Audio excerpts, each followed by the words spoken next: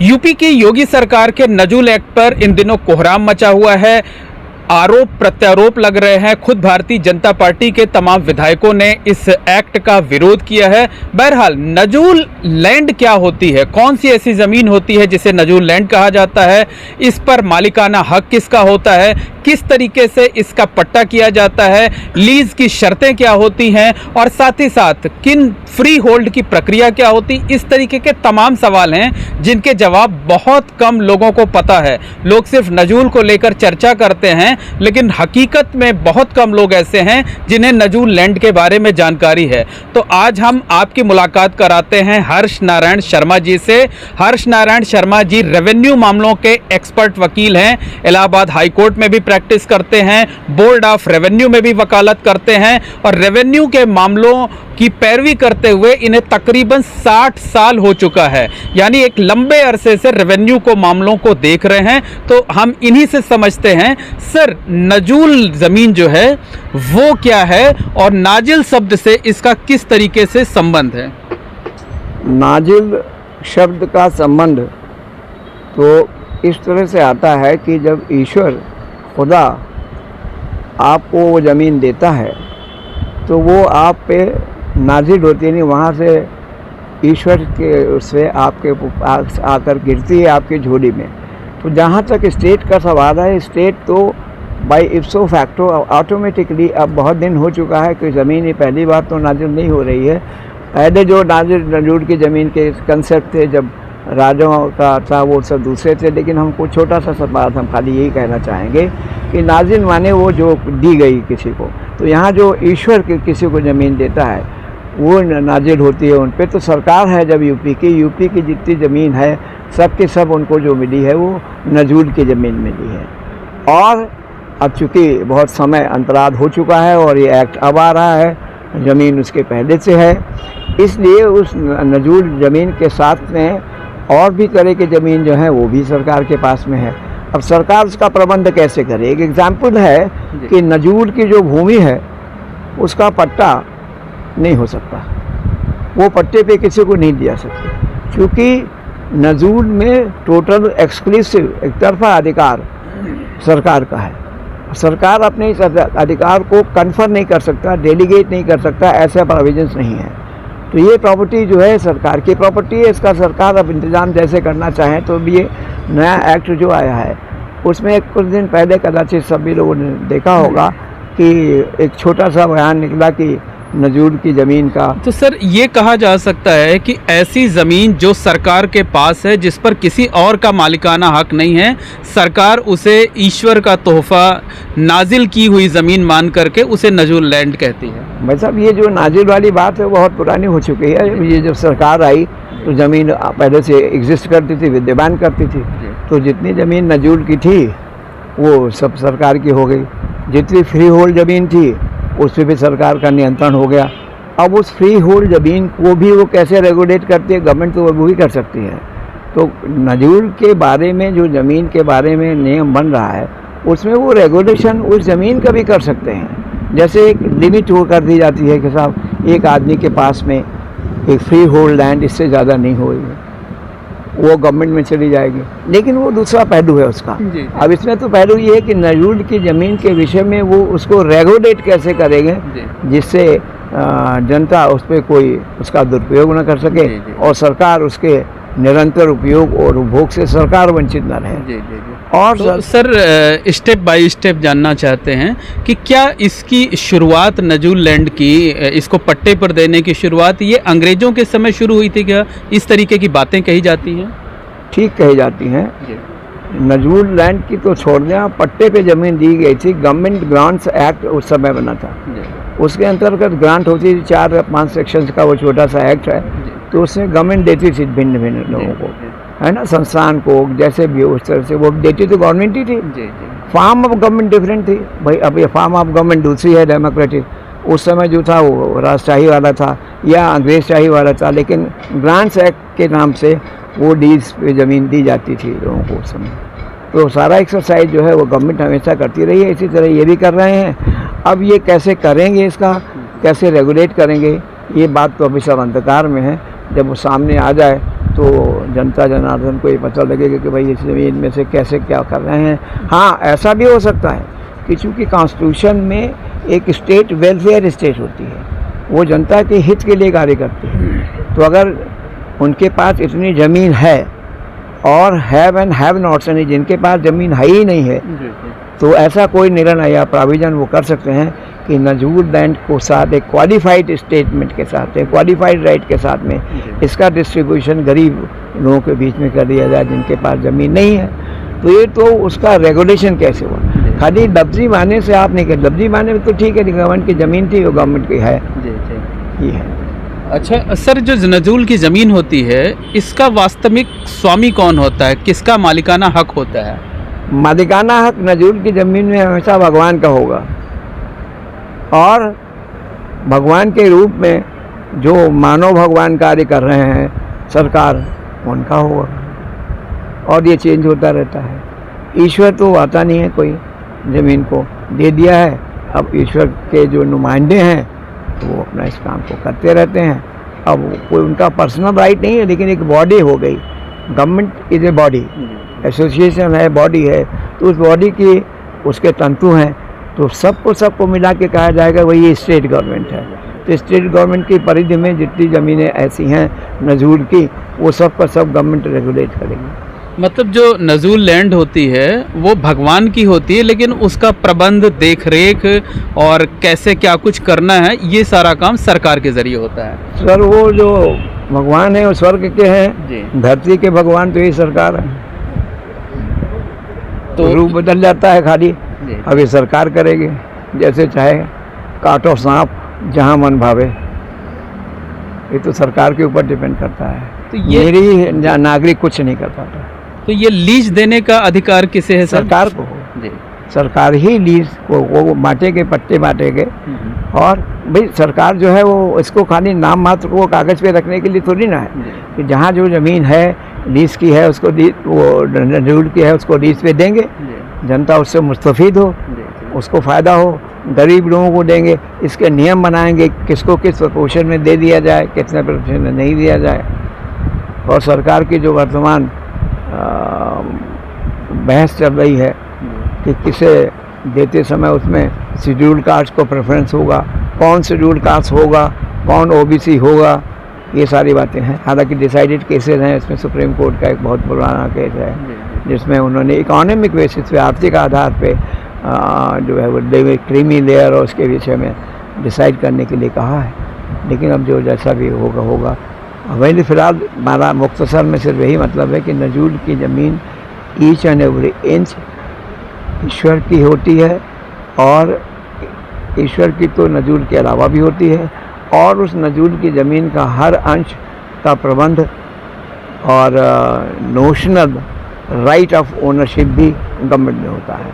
तो जो सरकार हमारी उत्तर प्रदेश की है, उत्तर प्रदेश की परिधि में जितनी भी ऐसी ज़मीनें हैं वो सब उनके मालिक हैं, कर्ता हैं, और नुमाइंदे के रूप में कार्य करेंगे। और इसका तो सर, ये लीज देने का नियम क्या होता है, किन्हें दी जा सकती है नजूल की ज़मीन? ये सर जो देने का लीज का नियम है, बेसिक तौर पे तो लीज उन लोगों को दी जाती है, लीज की ज़मीनें जो लैंडलेस हो, जो भूमिहीन हो, कृषक हो, जिनके पास और ज़मीनें ना हों, ऐसे दी जाती है। भूमिहीन कृषक इन लोगों को दी जाती है। लेकिन जैसे कानून बदलता रहता है तो जेडे एक्ट में कुछ प्रोविजन आया, फिर 2006 में कुछ प्रोविजन आया। मोटे तौर पे सिर्फ यही हुआ कि जो भूमिहीन लोग हैं, जिनको ज़रूरत है ज़मीन की रिहाइश के लिए और कुछ बनाने के लिए, तो उनको उस कंडीशन के साथ में वो ज़मीन अलॉट कर सकते हैं, और इस तरह से जो अलॉट करेंगे उसको वो लीज कहते हैं। अच्छा सर, किन किन कार्यों के लिए नजूल की ज़मीन लीज पर दी जा सकती है?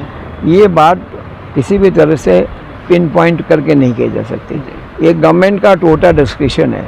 सपोज़ कर लीजिए कि गवर्नमेंट कोई इंडस्ट्री खोलने के लिए किसी को बूस्ट करना चाहती है, तो वो इस लीज की ज़मीन को पट्टे पे उनको दी जा सकती है। अब पट्टा पहले तो जो अवधि होती थी मोस्टली 99 ईयर्स के होता था, अब वो पट्टा थोड़ा कम हो गया है, अवधि कम हो गई है। अब अवधि इसलिए कम हो गई है कि अगर आप सैकड़ों साल तक भी नजूल की ज़मीन पे काबिज रहें तो आपको अपने में स्वतः कोई अधिकार नहीं मिलेगा उस ज़मीन पे जब तक गवर्नमेंट उसे रेटिफाई न करे। और कृषि कार्य के लिए आवास बनाने के लिए भी दी जा सकती है? हाँ, बिल्कुल दी जा सकती है। इसके प्रोविजंस हैं जैसे एक्ट में कृषि कार्य के लिए, बल्कि कुछ प्रोविजन तो ऐसे हो गए हैं कि अगर आपने बहुत पहले से धीरे धीरे करके रिहायशी मकान उस पर बना लिया है तो उसको गवर्नमेंट दूसरे एक्ट है उसके अंदर सेक्शंस है उससे रेगुलराइज कर देती है, तो आपका पोजीशन इलीगल नहीं माना जाता। अच्छा सर, लीज की शर्तें क्या होती हैं? लीज की शर्तें तो गवर्नमेंट निर्धारित करेगी, मतलब वो समय समय पर बदलती रहती है। हम आपको ले जाएं बहुत पीछे, एक बार एक बात हुई थी। नहीं, वैसे मोटे मोटे तौर पे क्या क्या कंडीशंस होती हैं? आप ले लीजिए, उससे सारा साफ हो जाएगा। वेस्ट बंगाल में कलकत्ता के आसपास की ज़मीन अलॉट करने का सवाल उठा था, तो वहाँ की गवर्नमेंट ने कहा कि हम तो इतना कंडीशन लगाएंगे इतने पैसे का। एक दूसरी जगह बगल के एक स्टेट के ज़मीन वालों ने कह दिया कि नहीं, हम इनको 1 रुपये पे लीज देंगे, तो वहाँ इंडस्ट्री डेवलप हो गई। आप सर ये उत्तराखंड में जब शुरुआत करते हैं वहाँ से लेकर के नीचे जहाँ है 4-5 जगहों पे ऐसी ज़मीन सस्ती लीज पे दी गई है जिससे इंडस्ट्री डेवलप हो जाए और उसके पर्टिकुलर प्रोविजन से अलग अलग हैं। ये ऑब्जेक्ट था वहाँ के, उस इलाके में लीज पे ज़मीन दे करके इंडस्ट्री को इनवाइट करें बाहर से और उनको सब्सिडी दे दें और जो है तो ज़मीन की total regulation activities legally government ही करती है और वही कर सकती है। अच्छा सर, ये फ्री होल्ड क्या होता है? ये शब्द बहुत चर्चा में रहता है। फ्री होल्ड कॉमन शब्दावली में कहा गया है लीज पे जब भगवान वो अधिकार सरकार का चल रहा है, वो अधिकार जब सीज कर देते हैं, कर समाप्त हो जाता है उसके प्रति, तो वो उसकी मुक्त ज़मीन हो जाती है, वो उसका जैसा चाहे उपयोग करे, सेल पे रिस्ट्रिक्शंस नहीं रह जाता है। और दूसरे जो कानून जिससे रिस्ट्रिक्शंस तो अलग बात है, लेकिन उसके इस्तेमाल करने में गवर्नमेंट कोई भी विधान नहीं कर सकती, इसी को कहते हैं वो फ्री होल्ड है। यानी holding means I am hold, वो चीज़ हम ले रहे हैं, पकड़े हैं, आई एम होल्डिंग, जैसे यू आर होल्डिंग दिस, तो आप होल्ड कर रहे हैं, फ्री होल्ड है। तो फ्रीली होकर के आप होल्ड करें, भयाकांत न हो, किसी चीज़ की आवश्यकता नहीं होती है। अच्छा, क्या लीज को ट्रांसफ़र किया जा सकता है? लीज को ट्रांसफ़र किया जाएगा गवर्नमेंट के परमिशन से, ऐसे नहीं। अच्छा, जो तमाम लोग ऐसे हैं कि जिनको ज़मीन अलाट हुई उन्होंने दूसरों को दे दी है, तो वो क्या इलीगल है? उसमें बहुत से एक्टिविटीज़ तो इलीगल हैं, लेकिन वो पर्टिकुलर लीज में उन्होंने जिस तरह से पट्टा दिया है उस पट्टे की शर्तों पे डिपेंड करेगा और उसकी अवधि पे डिपेंड करेगा। लेकिन जो जनरल बात है कि पट्टे पे ऐसे मिली हुई ज़मीन का ट्रांसफ़र नहीं हो सकता। क्या लीज की ज़मीन का नवीनीकरण हो सकता है? हाँ, लीज की ज़मीन का नवीनीकरण हो सकता है, लीज की ही हो सकता है, कन्वर्जन भी हो सकता है, लीज इनटू फ्री होल्ड हो सकता है, लीज के पीरियड को एक्सटेंड भी किया जा सकता है। अच्छा सर, जो लीज़ की ज़मीन होती है और उस पर अगर कोई बहुत दिनों से मकान बनाकर रह रहा है तो क्या उसका कोई राइट बनता है या राइट नहीं बनता है? एक कुछ एक्ट्स में दिया गया है कि अगर बहुत दिनों से उस पर मकान बन गया है, उसका वो रह रहे हैं, तो राइट तो ऐसा इनका होता नहीं है, लेकिन उसको वो डिक्लेयर कर देते हैं, रेगुलराइज कर देते हैं, वो उसको करके वो उस रेगुलराइजेशन के तहत उनको राइट सेमी परमानेंट मिल जाता है। अच्छा सर, लीज कई तरीके की होती है, एक सामान्य लीज कही जाती है, परपेचुअल लीज कही जाती है, और भी कई तरह की, ये क्या क्या है? सर, लीज की जो परिभाषा है भिन्न भिन्न तरीके के, सामान्य lease, general lease, perpetual lease, ये सारी की सारी ट्रांसफ़र ऑफ प्रॉपर्टी एक्ट और दूसरे प्रोविजन से रेगुलेट होती रहती हैं और इसका बहुत विस्तृत डेफिनेशन है, इसको आपके साथ इंटरव्यू में हम डिस्कस नहीं कर पाएंगे। अच्छा, मतलब ये कहा जा सकता है कि लीज कई तरह की वैराइटीज है, lease defined, being taught to students, सबको पढ़ाया जाता है, स्कॉलर्स हम लोग सब पढ़ते हैं उसमें। सर, ये जानना है कि जैसे अभी उत्तर प्रदेश सरकार एक एक्ट ला रही है, तो इस एक्ट का क्या इम्पैक्ट पड़ेगा? एक्ट से वो लीज लैंड को कैसे रेगुलराइज करेंगे विस्तृत तौर पर, मेरे ख्याल से वो सारे प्राविधान उसमें लाए जाएंगे और ओपन होगा जनता को उसको विरोध करने के लिए। कॉन्स्टिट्यूशनली सजेशंस दे सकते हैं, हालांकि पहले भी सजेशंस गए होंगे, पहले कमेटी को जाता है, तो कमेटी अपने अपने सजेशन देती है, इसमें ये चेंज करिए, इसमें ऐड करिए। इसके पहले जब यूपी रेवेन्यू कोड बना था तो मिस्टर भोलानाथ यादव ने कई बार हमारे साथ मीटिंग करी थी यहाँ सर्किट हाउस में, तो हमने उनको सजेशन दिए थे, तो कुछ मान करके वो एक्शन में ले आए थे। तो it's all open by the government to the citizens, लिए घबराना नहीं चाहिए। आप अपनी सरकार पे यकीन करें और यकीन करके उनको आगे बढ़ें और सजेस्ट करें कि देखिए दुखिया आप ये जो है गलत कर रहे हैं, इससे जनता का ये अहित रहेगा और सरकार का कोई हित उसमें नहीं सधेगा। तो हमको उन्हें राइवल समझ करके सरकार के साथ व्यवहार नहीं करना चाहिए, चाहे किसी पार्टी की सरकार हो, इससे कोई मतलब नहीं है। अच्छा सर, जब से ये एक्ट विधानसभा में पास हुआ है तब से नजूल लैंड पर जो लोग रह रहे हैं बहुत बेचैन हैं, बहुत डरे हुए हैं। उनका कहना है कि हमें कभी भी बेदखल किया जा सकता है, बुलडोज़र चल सकता है। उनका ये डर कितना वाजिब है? सर ये डर उनका ठीक है, भयाक्रांत है। जहाँ तक बुलडोज़र का सवाल है, supreme court, Allahabad high court, इन सब के तमाम सारे व्यूज़ के उपरांत भी बुलडोज़र तो कभी भी कहीं भी चल सकता है। ये normal working process adopted by the present state government है, जो बहुत ज़्यादा अच्छा नहीं है। और जब किसी की अब वैसे आप देखें भैया कि जितनी ज़मीन है इलाहाबाद में उसकी 90% लीज़ है और 90% लीज़ पे बनी हुई ज़मीन है, उनमें सबका आप चले जाइए आदमी लेकर के, नक्शा नहीं पास होगा। नक्शा पास होगा तो उसमें किसी न किसी में कोई ना कोई डिफेक्ट हो, तो आप सारे के सारे गिरा करके ख़त्म कर दीजिए, बोले ये ज़मीन हो गई है। तो कॉमन अप्रोच से भी दूर से देख करके कि भाई ये जनता कैसे क्या करेगी, इसकी लिविंग के लिए भी तो आप जो रेजिडरी आर्टिकल है उसका कॉन्स्टिट्यूशन का आर्टिकल वेलफेयर स्टेट का, उसके हिसाब से काम करें। स्ट्रिक्ट लेटर्स से नहीं काम चलता, शब्द से कार्य नहीं चलता। लेकिन सर कुछ लोग कहते हैं कि जो प्रॉपर्टी का राइट है वो कॉन्स्टिट्यूशनल राइट है, फंडामेंटल राइट भले ना हो तो हमको बेदखल नहीं किया जा सकता है, हम बहुत पीढ़ी दर पीढ़ी रहते आ रहे हैं। नहीं, ऐसा बात नहीं है। आप चाहे पीढ़ी दर पीढ़ी रहें, चाहे जैसे भी रहें, अगर आप इनक्रोच करके उसमें रह रहे हैं तो उसमें से आप बेदखल हो सकते हैं।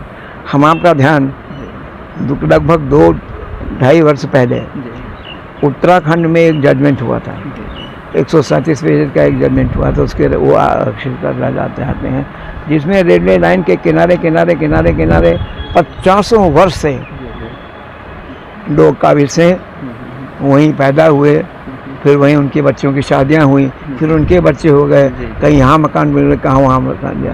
उत्तराखंड के एक जज साहब ने उसका जजमेंट दिया और कहा इनको सब पर बेदखल करिए।